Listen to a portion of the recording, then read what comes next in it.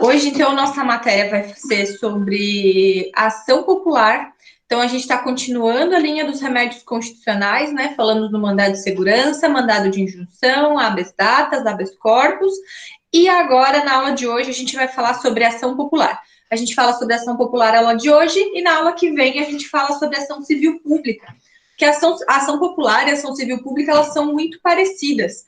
Tanto que muitas vezes os juízes até aplicam alguns elementos aí, de uma lei e outra, né?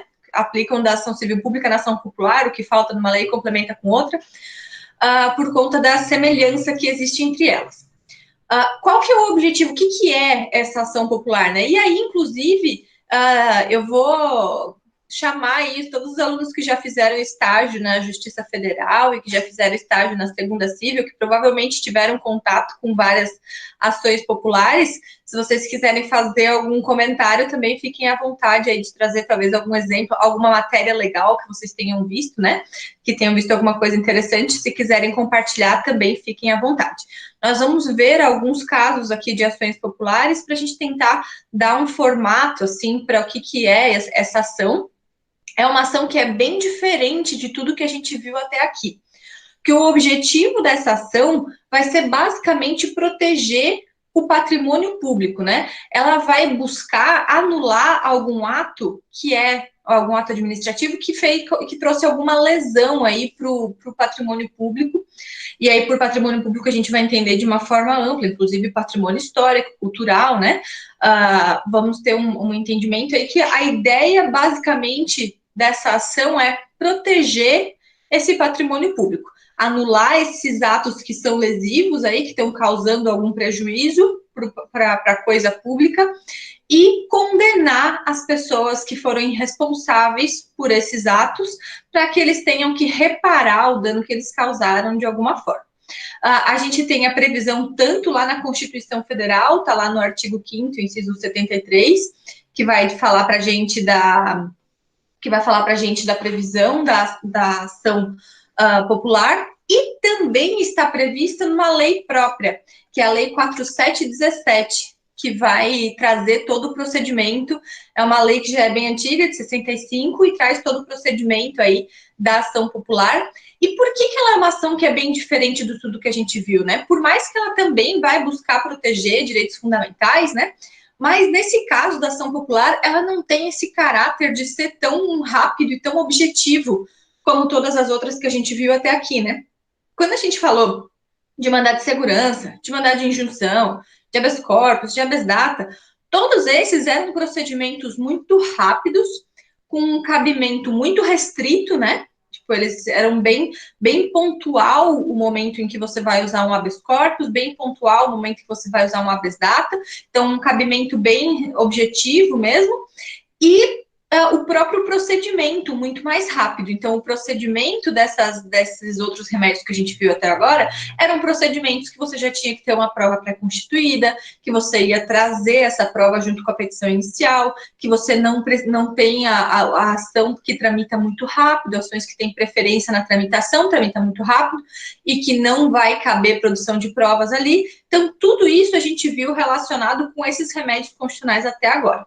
Agora, a ação popular, ela é bem diferente, né? Tanto a ação popular quanto a ação civil pública são bem o contrário, elas são ações que tendem a ser, inclusive, mais demoradas, elas têm uma produção de prova extensa, né? A gente vai ter bastante oportunidade de produzir prova, pode ter perícia se for necessário, pode ter inspeção judicial se for necessário, pode ter testemunha, depoimento das partes, enfim, pode ter o que for necessário, então vai ter audiência, vai ter audiência, vai ter tudo que tiver direito nessa ação.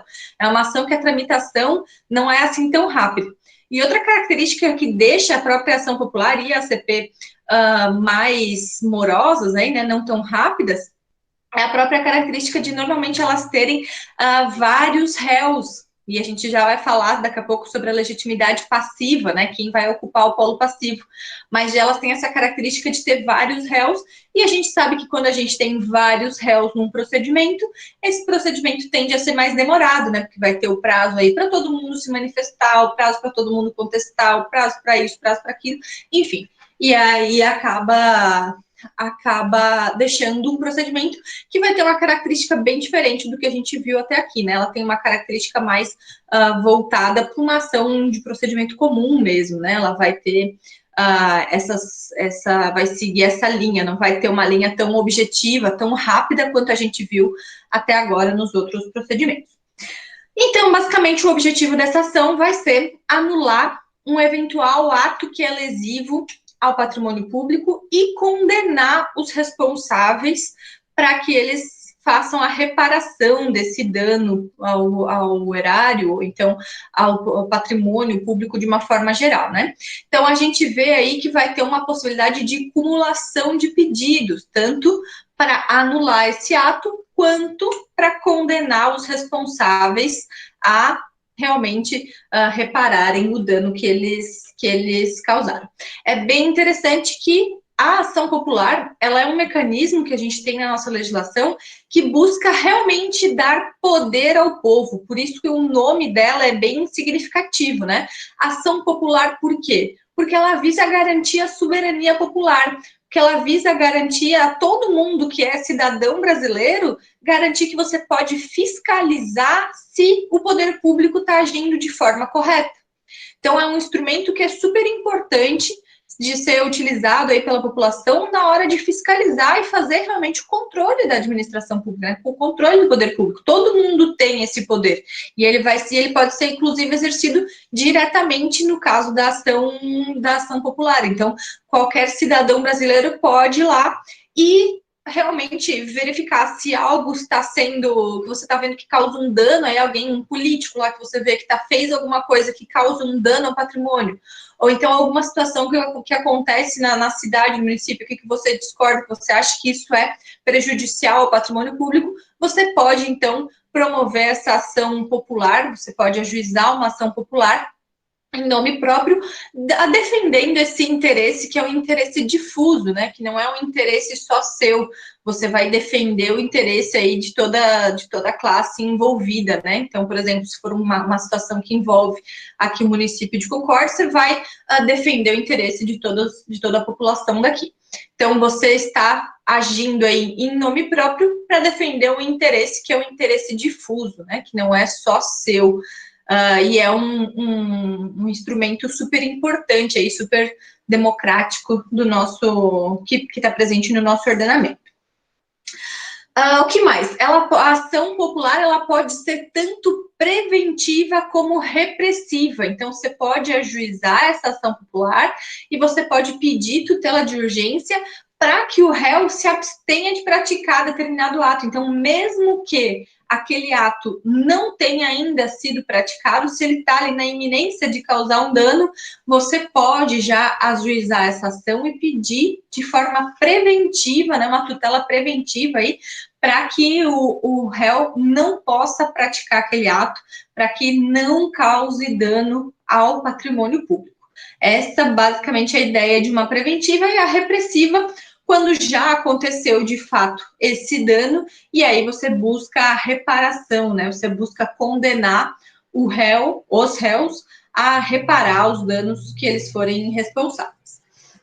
Basicamente, a gente vai buscar, então, por meio dessa ação, combater aí um ato que é ilegal ou imoral, né? A gente tem até uma discussão na doutrina se a gente precisa ter necessariamente a ilegalidade acumulada com a lesividade do ato, precisa ser um ato ilegal que trouxe uma lesão ao patrimônio, mas a doutrina atualmente entende que não é possível um ato que seja imoral também por si só já acarreta a possibilidade de ajuizar uma ação popular. E aí a gente tem ali no artigo 4º da lei, deixa eu só abrir a lei aqui para a gente conversar. Gente, essas leis que são mais antigas, elas são bem interessantes, porque elas são bem sucintas, né? Então, a lei do mandado de segurança é sucinta, a lei da ação popular é sucinta, a lei da ação civil pública é sucinta, são leis que vale a pena a gente conhecer, porque não são muito extensas. Vejam que aqui, ó, no artigo 4º, inclusive, traz um rol aqui de situações que a lei já vai antecipar para a gente e vai dizer que nesses casos a gente vai estar diante aí de um ato nulo, né, de um ato ou contrato praticado ali que vai ter um vício. Essa é um rol bem extenso que tem aqui no artigo 4º, mas só para deixar claro que tudo que traz aqui nessa lei, todos os rols que tem aqui com relação aos atos lesivos ao patrimônio, né, que esses rols são apenas exemplificativos. Então, a gente não vai estar diante de um rol que é taxativo, a gente não está restringindo um ato que é lesivo aquilo que está escrito ali na lei. Esse rol é apenas exemplificativo. Isso vai depender, esse ato lesivo vai depender do que está acontecendo, né? Da situação. Às vezes a gente vai ver num caso concreto. Então, pode vir lá, por exemplo, de uma licitação que teve algum problema, teve alguma fraude ali, algum critério que não foi respeitado na hora que esse procedimento de licitação estava acontecendo, que acarreta aí uma ilegalidade e que dá ensejo a uma ação popular, por exemplo. Ou então, algum patrimônio da União, do Estado ou do município que não está sendo utilizado de forma devida, uma verba que não está sendo utilizada de forma devida, enfim, a possibilidade da gente utilizar a ação popular é muito ampla, que vai depender aí da situação de se a gente consegue verificar que tem um ato ilegal que está causando uma lesão ao patrimônio, simples. Então, por exemplo, daqui a pouco você vê que, e eu vou pegar aqui, vamos pegar no estado de Santa Catarina, você vê ali que o governador do estado está fazendo milhares de viagens para todos os lados com dinheiro público. E você, cidadão, está entendendo que essas viagens estão causando um dano ao erário, porque elas não têm relação com a atividade que ele está desenvolvendo, que elas têm um cunho turístico, por exemplo, e não político, e não administrativo. E aí você pode, então, nesse caso, se você entender que está acontecendo essa lesão ao patrimônio público por conta das viagens que estão acontecendo, você, cidadão, promover essa ação popular para que isso pare de acontecer. O objetivo é que você consiga impedir que esse dano que está sendo causado e ressarcir, né, o sujeito que vai ser, se for verificado realmente que essas viagens foram indevidas, que tinham um cunho turístico e não administrativo, quem cometeu, quem estava viajando indevidamente, ilegalmente, aí, vai ser condenado a ressarcir os valores para os cofres estaduais. Então, o objetivo dessa ação é justamente que você possa fiscalizar e cobrar isso do poder público, né? Cobrar isso da administração pública de uma forma geral. E aí vem uma questão bem interessante, né? Essa ação tem uma legitimidade ativa, bem diferente de tudo que a gente viu também até aqui, né? Porque nessa situação da ação popular, não é qualquer pessoa, é qualquer cidadão. Vejam que interessante, então.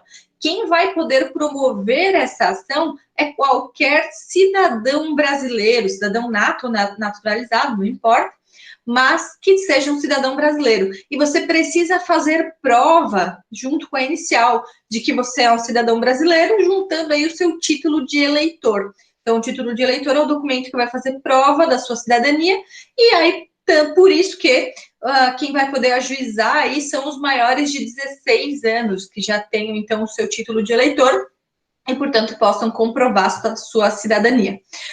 Então, legitimidade ativa, lembrem-se, qualquer cidadão brasileiro pode promover.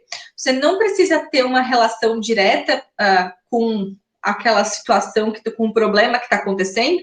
Então, por exemplo, daqui a pouco, você vê que tem um problema acontecendo em Joaçaba, você, morador aqui de Concórdia, mas vê que tem algum problema acontecendo em Joaçaba e você está inconformado com aquela situação que está acontecendo lá, você pode promover uma ação discutindo um dano ao erário do município de Joaçaba, não tem problema, você não está restrito aqui à tua área de moradia. Você pode discutir questões tanto no seu município, na sua região, no seu estado, no seu país todo. Nada impede que você discuta questões que não estão relacionadas aonde você mora, necessariamente. Outra questão bem interessante que a gente tem é que, apesar da ação civil pública, eita, vou começar agora a misturar. Apesar da ação popular ela ter natureza cível, então ela é uma ação novamente com natureza cível, a gente vai utilizar lá os requisitos da petição inicial, né, lá do 319, mas a gente tem uma peculiaridade ali que é na legitimidade ativa. O cidadão que tem entre 16 e 18 anos, na esfera cível, ele é considerado um relativamente incapaz, né?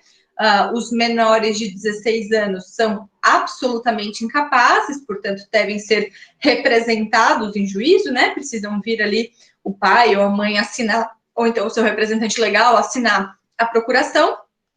Mas, e os jovens ali entre os 16 e 18 anos, na área cível, eles são relativamente incapazes, né? Então, eles precisam vir assistidos pelos seus representantes legais. Então, em regra, um jovem de 17 anos, por exemplo, salvo se ele for emancipado, mas não sendo o caso, ele precisa assinar a procuração para o seu advogado e conjuntamente assinam o pai ou a mãe, que é seu representante ali, para mostrar que ele está sendo devidamente assistido.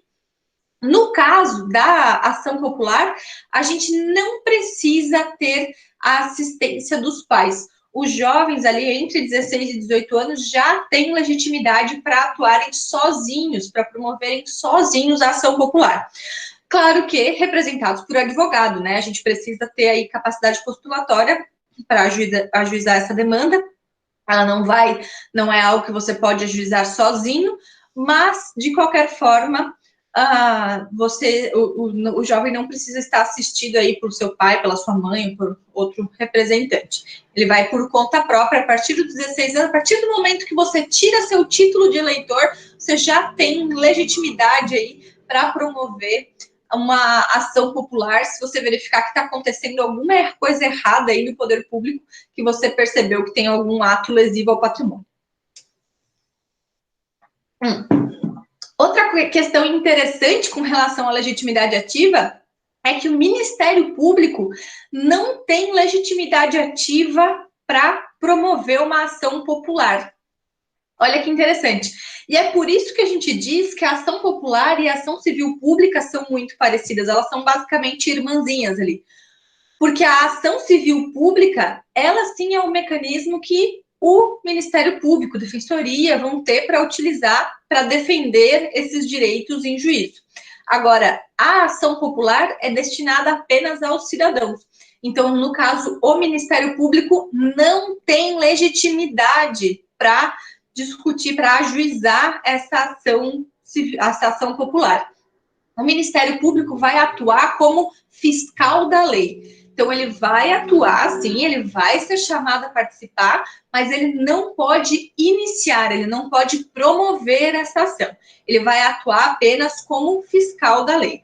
E aí, a única situação de que ele vai poder atuar no polo passivo é caso essa ação popular, o autor desista dessa ação, e aí fica bem interessante, né? Se o autor, pessoa que entrou com aquela ação, desistir, nesse caso, o Ministério Público pode continuar aquela ação, e aí ele vai poder assumir, se ele achar que tem interesse, né? Se ele achar que é legítima aquela ação, né? Que realmente tem fundamento, ele pode, então, prosseguir no polo ativo dessa demanda. Mas ele não pode iniciar.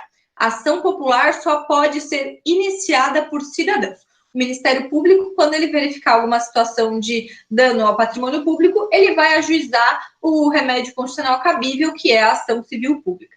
A ação popular apenas para cidadãos. Beleza? Tudo tranquilo até aqui, minha gente? Eu tô falando. Tá tudo certo? Bem de boas de entender? Sim, então tá.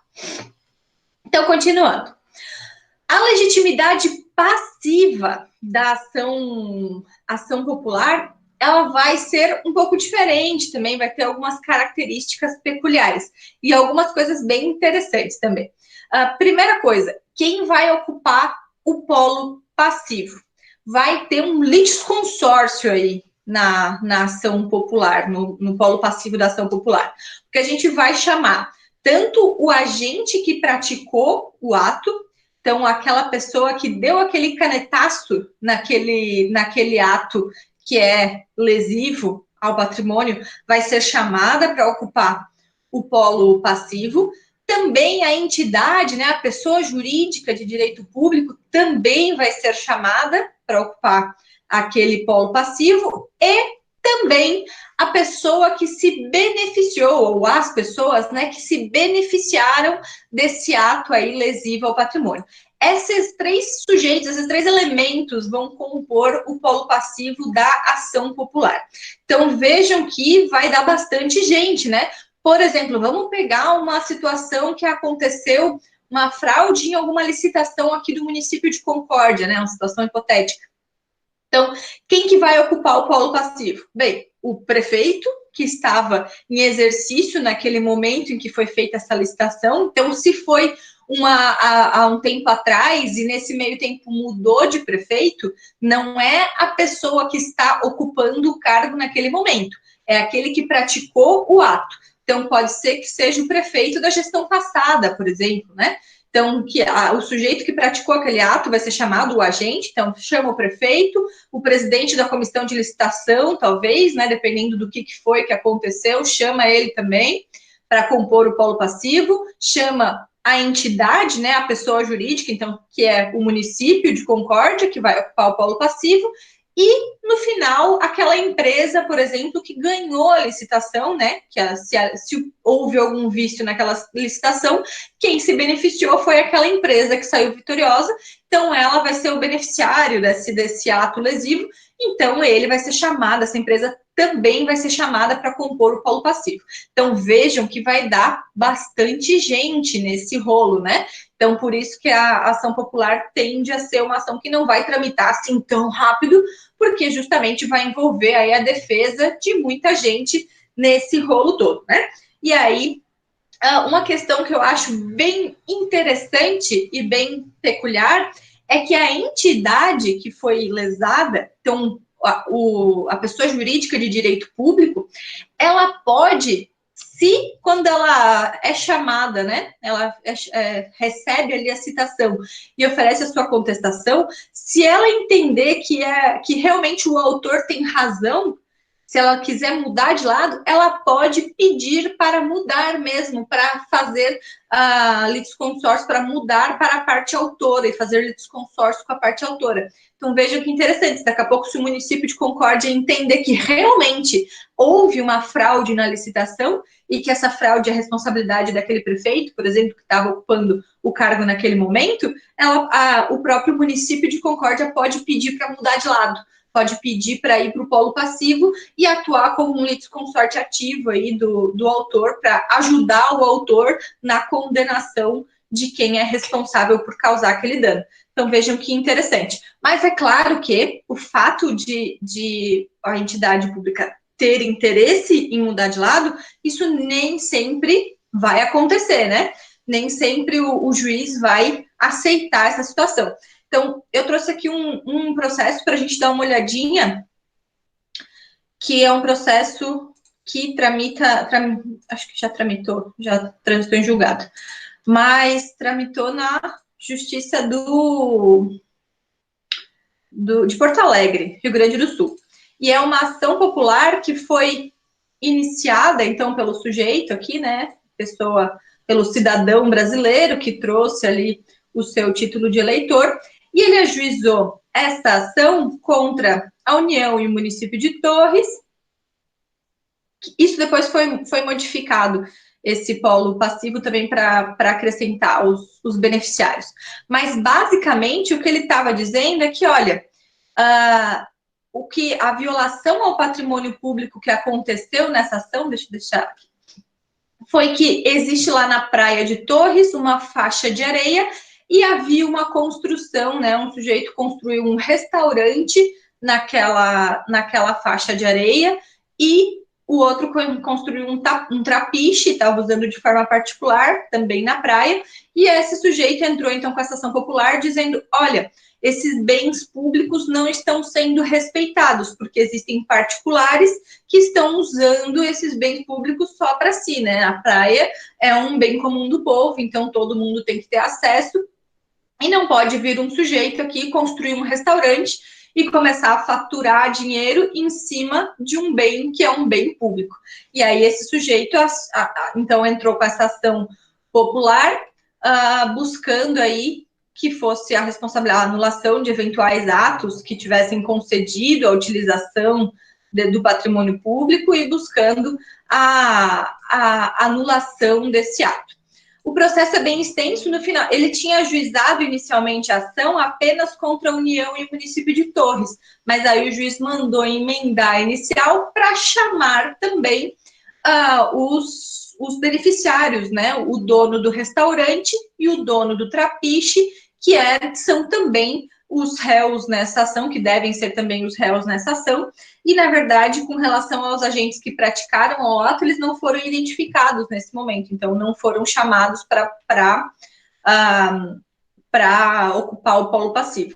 Mas aí é bem interessante que, nesse caso, a União, quando ela contestou, quando ela fez a contestação dessa ação, ela se manifestou para dizer que ela tinha interesse de ocupar o polo ativo, que realmente estava acontecendo uma ocupação indevida ali, que estava sendo utilizado indevidamente esse bem, que essa faixa de areia era bem terreno de marinha e tal, aquela coisa toda, e falou, olha, a União tem interesse em participar do polo ativo. E o juiz, quando analisou essa questão, indeferiu o requerimento da União. Ó. Ele falou aqui que a União figura como litisconsorte passivo e que não pode ser autor e réu ao mesmo tempo, porque, na verdade, tem pedidos contra a União também. Então, como tem, nesse caso aqui, tinham pedidos contra a União, o juiz entendeu que a União, mesmo concordando, não poderia mudar de lado, porque senão ela ia ter que acabar se defendendo, sendo autor e réu ao mesmo tempo. E aí a União foi mantida no polo passivo, e aí, vejam que, olha só, tem a União, tem o município de Torres, tem um réu, outro réu, tem manifestação do MPF, tem um monte de coisa, então tende a ser um processo que é bem extenso, inclusive pela possibilidade de produção de provas também. Então, nesse caso aqui, foi inclusive definido produção de provas para que o IBAMA se manifeste realmente sobre a localização daquela terra, né? Se fazer vistoria naquele imóvel para ver se realmente está em área de preservação e tal e tal. Enfim, mas dá bastante perrengue na ação popular, né? Quando a gente vê que são ações que vão ser tem bastante discussão aí. Mas uma situação interessante é essa possibilidade da entidade de mudar de lado. Claro que essa possibilidade nem sempre vai ser acolhida, né? O juiz talvez não vai acolher por conta dos pedidos que estão sendo discutidos ali na inicial. Bom, outra questão interessante que a gente tem na ação popular é com relação à competência, que diferente também de tudo que a gente viu até agora, né? Tudo que a gente viu até agora tinha uma competência prevista lá uma competência prevista na Constituição, uma competência específica na Constituição Federal, né? Dizendo competência originária do STF, competência originária do STJ, e aí a gente viu o espelhamento na Constituição Estadual para competência originária do TJ, né? Então, algumas situações eram específicas de competência originária dos tribunais superiores já. Agora, nesse caso da ação popular, a gente não vai ter uma competência originária específica prevista na Constituição do STF ou do STJ. Então, a gente vai trabalhar que, em regra, a competência é do juiz de primeiro grau, mesmo que essa ação popular seja contra um ato lesivo do presidente da República ou do presidente da Câmara dos Deputados. enfim, não importa da onde a gente está falando, em regra, a competência é do juiz de primeiro grau. E o que vai definir a competência, o que vai puxar ali para onde vai essa ação, é se o ato lesivo causou uma lesão ao patrimônio da União, do Estado ou do município. Então, se for o patrimônio da União, vai puxar a competência lá para a Justiça Federal. Se for o patrimônio do município ou Estado, vai ficar na Justiça Estadual. Mas, em regra, vai ir para o juiz de primeiro grau. Então, trouxe uma outra ação para a gente dar uma olhadinha, só para vocês verem como isso é curioso, que essa é uma ação que tramita lá na Justiça do Paraná. Fechei a inicial. Ela é uma ação que tramita lá no Paraná e ela é movida por uma cidadã comum que ajuizou essa ação civil pública, essa ação popular contra o Rodrigo Maia, que é o presidente da Câmara dos Deputados. Então, vejam que o Rodrigo Maia é chamado para responder uma ação aqui na Sexta Vara Federal de Curitiba. Eu estava meio longe, não via. Na Sexta Vara Federal de Curitiba. Então, o juiz de primeiro grau vai chamar lá o presidente da Câmara para ser réu nessa ação civil pública, nessa ação popular que tramita, movida por uma cidadã que verificou ali uma possível lesão ao erário público em razão de um ato do presidente da Câmara, né, que acabou, nesse caso, acho que ele concedeu verba para os gabinetes, alguma coisa assim. Enfim, aumentou ali em 29 milhões o gasto, a possibilidade de gasto, né, fez um reajuste, e aí se discute ali se esse ato é um ato legal ou ilegal. Essa ação ainda está tramitando, ela está ainda em fase ainda não teve nem a manifestação no Ministério Público, ainda está aguardando as contestações, que aí é chamado tanto o Rodrigo Maia, que é o presidente da Câmara, quanto a União, né, que é a entidade que estava envolvida, e agora está tramitando aqui, mas eu só trouxe para a gente olhar como é interessante, né? Um juiz ali da Sexta Vara Federal de Curitiba está chamando, né? Em outras situações, se isso fosse, por exemplo, um mandado de segurança, ou se isso fosse sei lá, um habeas data, habeas corpus, isso tramitaria direto lá no STF, né? Que é as ações de competência originária, quando envolve presidente da Câmara, do Senado e tal.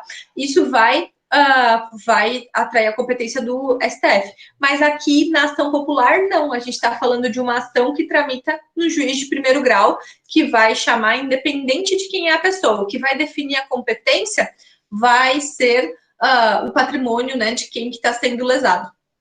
Então, basicamente, indiferente ali se a gente está falando do presidente ou de um ser comum, a competência vai ser do juiz de primeiro grau, em regra. E o procedimento vai ser um procedimento também bem tranquilo. Eu podia até continuar, né? Vamos pegar aquela ali para a gente ver o procedimento. Peraí, deixa eu...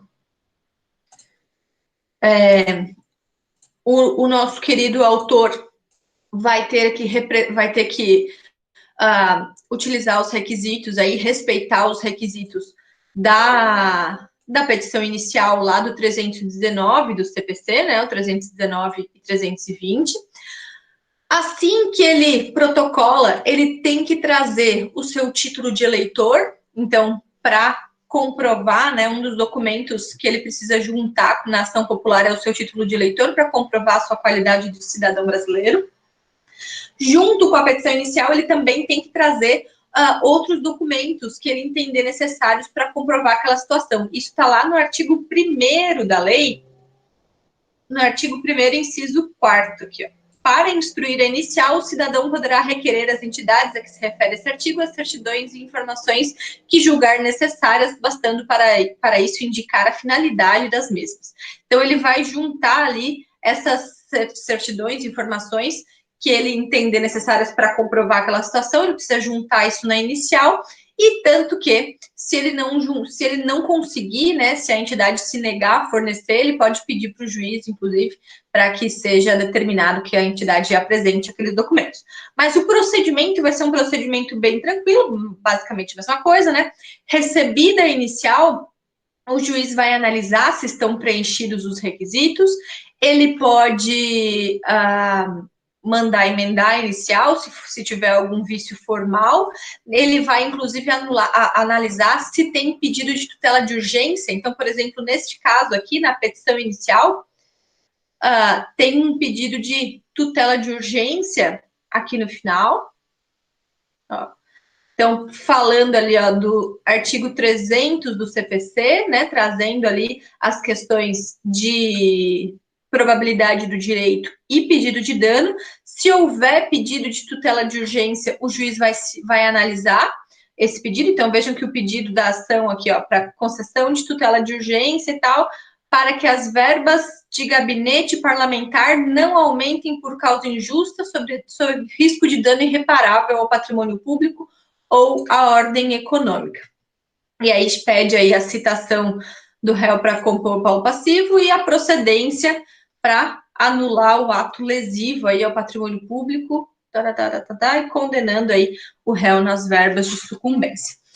Olha só que interessante, né? Valor da causa, 29 milhões. Ainda bem que a ação popular não tem custas, né? Porque já pensou pagar custas em cima de um valor da causa de 29 milhões?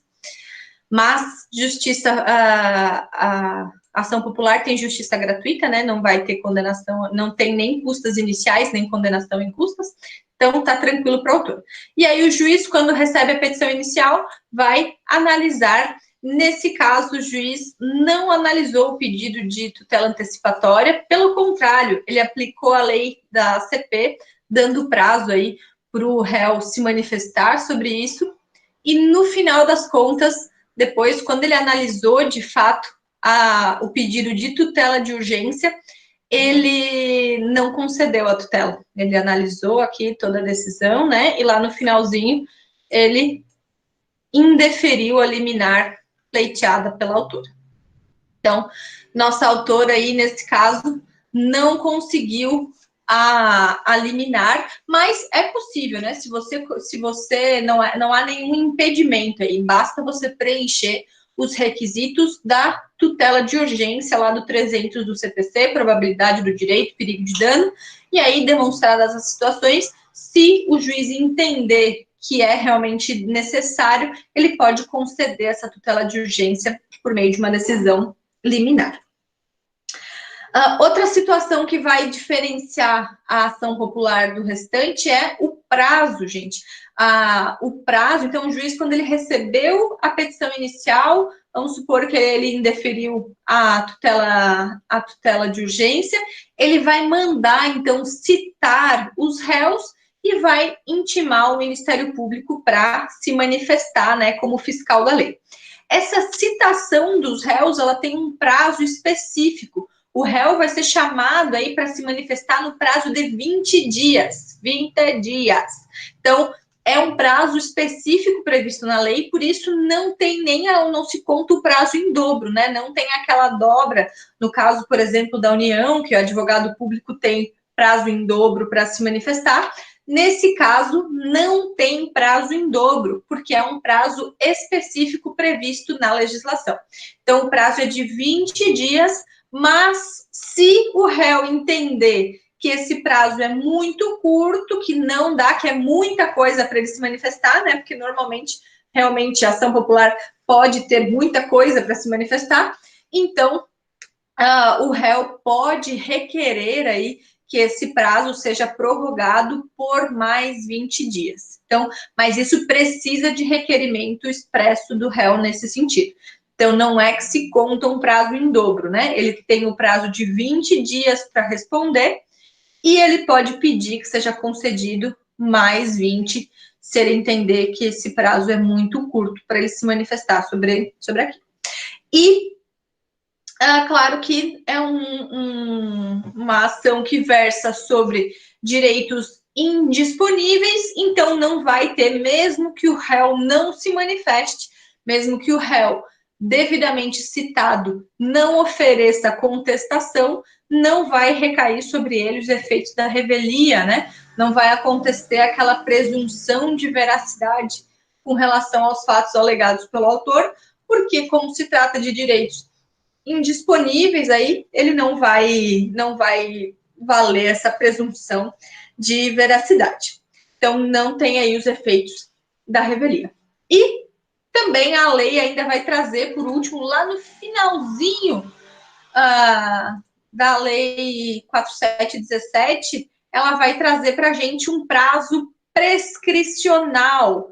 Vai dizer, ó, a ação prevista nessa lei prescreve em 5 anos. Então, a lei vai trazer aqui um prazo prescricional de 5 anos, e esses 5 anos a gente vai contar da data do ato, da data que foi praticado o ato. Então, por exemplo, daqui a pouco a gente descobriu agora que uma licitação que ocorreu há 4, 5 anos atrás foi fraudulenta. A gente ainda pode discutir, estando nesse prazo, se o ato fraudulento aconteceu até 5 anos, a gente pode ainda discutir, ainda pode promover ação popular para tentar anular aquele ato que foi praticado, que foi um ato lesivo aí ao patrimônio.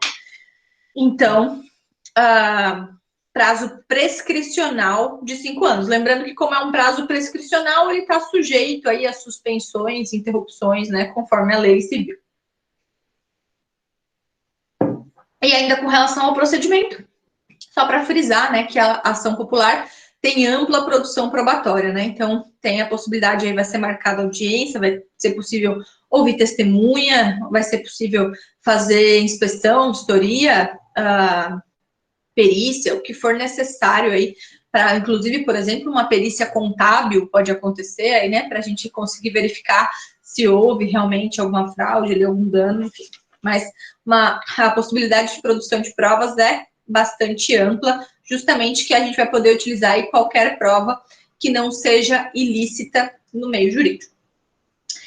E, já finalizando, a gente vai, logo após logo após produzir todas as provas, o que vai acontecer é ser encaminhado para sentença. E aí vai ser proferida a sentença nesse processo. É bem interessante que na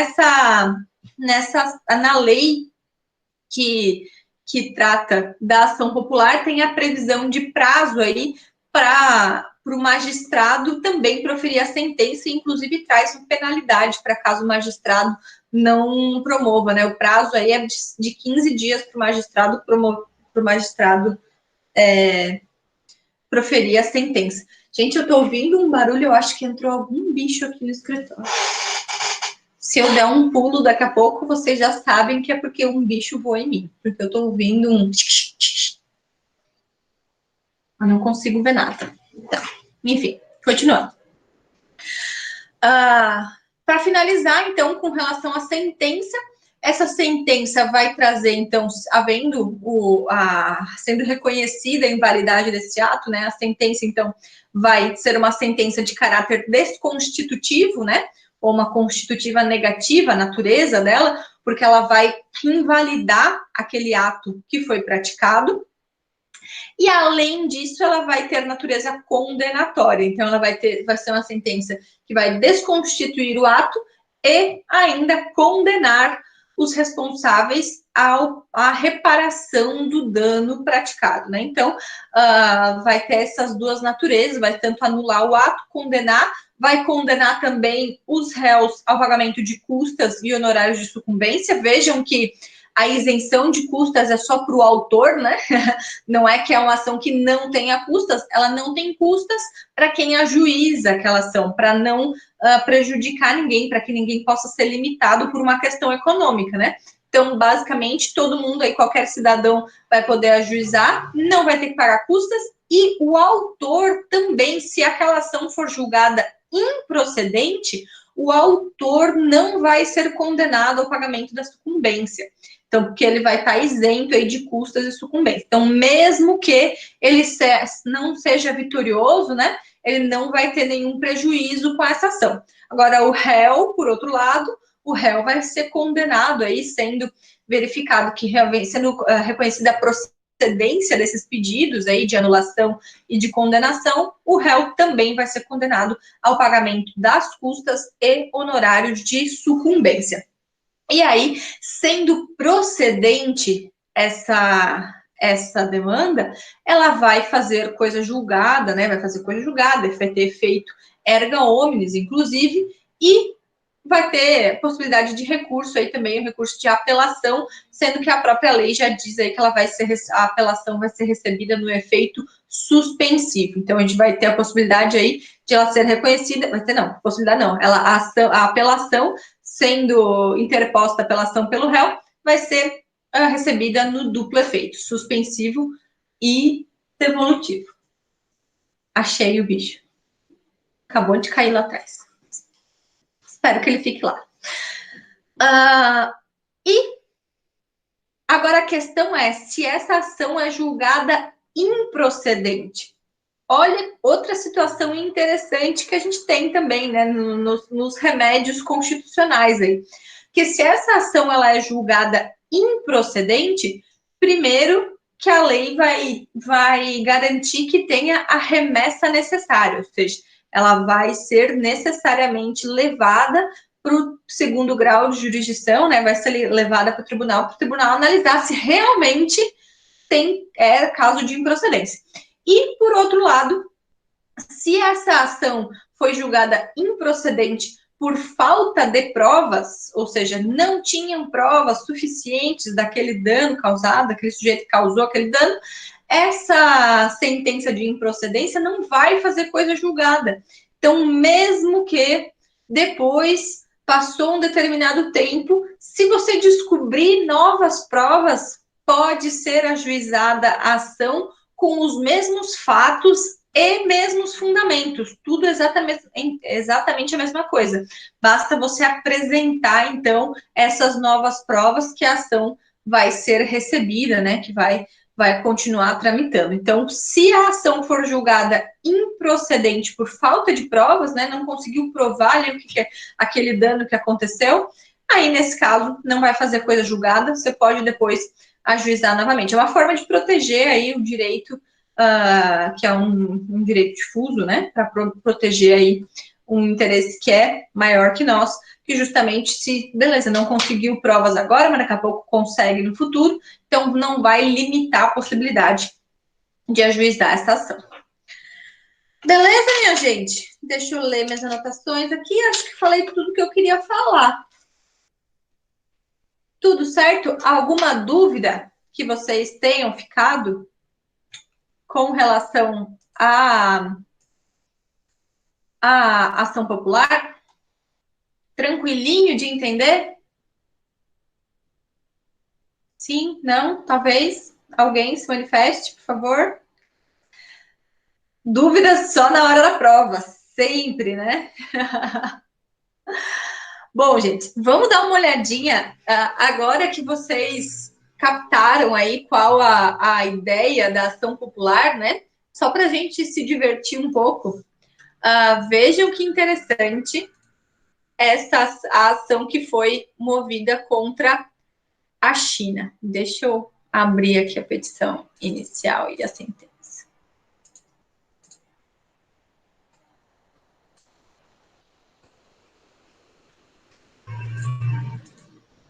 Pronto.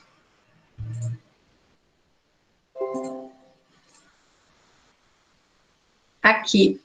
Minha gente, temos uma ação popular que foi promovida aqui, vou passar rapidinho para vocês não pegarem ela, mas que foi promovida em desfavor da União Federal, do Advogado-Geral da União e da República Popular da China. Essa eu não achei que eu ia ver acontecer. A hora que eu vi, quando falaram na época, né, quando falaram dessa notícia, eu achei que era brincadeira. E era verdade. Gente, primeira coisa, vocês entendem que a gente tem, falando ali de quem pode ocupar o polo passivo da demanda, né? Falando ali que quem vai ocupar o polo passivo é o agente que praticou o ato lesivo, a entidade que foi a pessoa jurídica de direito público, né? Que vai, então, a União, o Estado, o município, e o sujeito que se beneficiou com esse ato. Esses três vão ocupar o polo passivo. Nessa situação, vocês entendem que isso aqui é certo? Tipo, a União, o advogado-geral da União e a República Popular da China, representada aqui pelo seu presidente, o Xi Jinping aqui. Cara, a hora que eu vi essa petição inicial, eu fiquei incrédula, assim, né? Inacreditável. E aí o objetivo dessa ação é responsabilizar a República da China por não ter divulgado, né, por não ter avisado o mundo a respeito da pandemia, né? Basicamente, não ter espalhado o vírus, né? Basicamente, responsabilizar a China aí por ter espalhado o vírus. E aí, os pedidos dessa petição inicial, deixa eu ver aqui,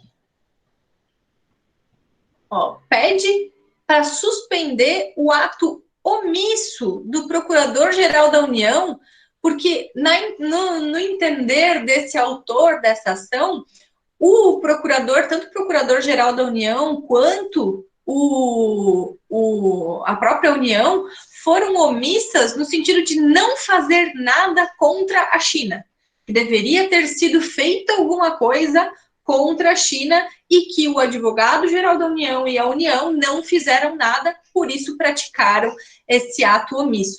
E aí pede, inclusive, medida liminar para que seja determinado ao presidente da República Popular da China a formação de capital suficiente para arcar com os prejuízos causados pelo povo brasileiro, no importe inicial de 5 bilhões, 99 milhões, 795 mil. E aí depois pede, então, a citação dos réus, tal e tal, beleza. E que, ao final, a demanda seja julgada procedente, mantendo-se a medida liminar concedida e tal, e tal, e tal, e tal. E aí, o valor da causa, 5 bilhões, 99 milhões, 795 mil. Gente, vamos falar agora algumas coisas que a gente precisa analisar, eu acho que é interessante. Primeiro, faz sentido a gente querer responsabilizar a República da China por meio de uma ação popular? Pelo que a gente falou agora, vocês entendem que a ação popular seria um mecanismo adequado? Vocês entendem que a República da China se encaixa no polo passivo? Falem, por favor, me respondam. Não. Eu preciso que vocês consigam fazer essa relação para que vocês não saiam da faculdade fazendo esse tipo de coisa, né? É tipo aquele outro caso do habeas corpus para liberar o veículo, né? É mais ou menos isso. O objetivo é que vocês não saiam da faculdade fazendo essas coisas. Gente, apesar de a gente, de ação popular, não ter uma restrição tão definida, né, como é o caso dos outros remédios constitucionais, que tem um cabimento bem restrito, a gente precisa ter muito claro aqui que o objetivo é anular esse ato administrativo que causou um dano ao nosso patrimônio público. Poxa, o que a China tem a ver com o nosso patrimônio público nesse contexto, sabe? Se tem ou não, se a China fez alguma coisa, se deixou de se manifestar, se tem responsabilidade com relação ao vírus, não sei, não quero saber, mas não vai se discutir isso por meio deste instrumento. Esse instrumento é um instrumento que é voltado para a gente defender realmente o nosso patrimônio público do nosso país, do nosso estado, do nosso município, aqui, da nossa localização. A gente não vai se preocupar em responsabilizar agora um ente internacional, né, um outro país aí, para vir discutir se eles causaram, né? A gente não consegue ver diretamente, não tem uma relação ali de causalidade, que é o que a gente precisa na hora de fazer a causa de pedir, né? A gente precisa trazer os fatos, a causa de pedir e os pedidos. Como que a gente vai conseguir linkar de uma forma objetiva, assim, né? De uma forma trazendo provas que, de fato, que há uma responsabilidade. Enfim, primeiro que a situação toda é discutível. e segundo, definitivamente não se discute por meio deste instrumento. E aí, continuando, só para a gente ver qual foi o desfecho, né, dessa ação, porque essa ação já foi sentenciada. Vamos dar uma olhadinha no que diz a sentença. Ó. A sentença, então, analisou o caso e tal, feliz da vida, de chegar ali, né? Falou, colocou ali o que o autor está pedindo, né? E explicou ali, né, o que a União se manifestou, pediu ali o reconhecimento da má-fé pelo autor, né? E aí, no final das contas, a sentença se manifesta dizendo que qualquer cidadão é parte legítima para propor a ação popular que vise anular ato lesivo ao patrimônio, tal, né, o que está ali no artigo 5º, e diz, no caso, os pedidos não se inserem dentro do objeto possível de uma ação popular, pois em momento algum visam anular ato do poder público, e sim provimentos jurisdicionais de diversas tutelas desconstitutivas constitucionalmente exigidas, E aí ele fala em que pese o ineditismo da causa, o autor popular não manipulou os fatos, mas apenas pretendeu-lhe emprestar-lhes a consequência que entendia por direito, que é insuficiente a configuração da má-fé. Então ele entendeu que não tinha má-fé. Mas aí o juiz já indeferiu a petição inicial e extinguiu o processo sem resolução do mérito. Então o juiz nem deixou o negócio continuar, né? Numa sentença bem sucinta. Mas aí eu faço uma pergunta para vocês. A ação popular pode ser intentada contra uma omissão de um ato que foi, não um ato praticado, né, não uma ação praticada, mas uma omissão de um determinado ente ou de um determinado agente ali, que causou que a ilegalidade consiste na omissão? É possível isso? É uma pergunta de verdade, tá?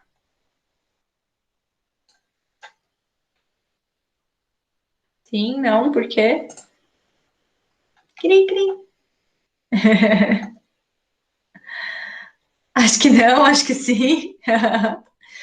Então, gente, apesar de normalmente os atos serem atos praticados mesmo, né, algum ato administrativo que tenha sido praticado, é possível sim que seja uma omissão, tá? Isso está, inclusive, prevista na própria lei da ação popular. Pode ser, sim, por meio de uma omissão, mas precisa ter uma relação direta entre a ausência de manifestação e alguém estar se aproveitando e causando uma lesão ao patrimônio público. Então, por exemplo, naquele processo que a gente olhou antes, que era contra a União por conta de um restaurante ter sido construído ali na praia, um restaurante e um trapiche, e estarem sendo utilizados por 2 particulares e tal, sem nenhum procedimento, que estava causando aí uma lesão ao patrimônio. Nesse caso, por exemplo, o que se busca aí é combater essa omissão do poder público, que de fato permitiu que a situação acontecesse, né? Que não teve aí uma fiscalização, que não teve aí uma forma de impedir, que nada foi feito e que aquele restaurante foi construído e está operando lá na praia e está todo mundo bem com isso. Então, isso é uma omissão e ela pode ser combatida também pela ação popular. Mas o que a gente precisa ver é uma relação direta ali entre aquela omissão e a lesão causada ao patrimônio público. Não é assim simplesmente uma relação remota, né? A gente precisa ter aquele link direto entre a omissão e a lesão. Então, mesmo que não é só o caso de ter uma anulação de ato, não precisa ter um ato praticado, um não ato, né? Também uma omissão ali também pode ser um ato lesivo. Então, é possível. O problema dessa ação não está na questão da omissão. O problema da ação é que ela não tem o menor nexo, né? Não tem muita relação direta ali entre o que está se alegando e o que está se pedindo.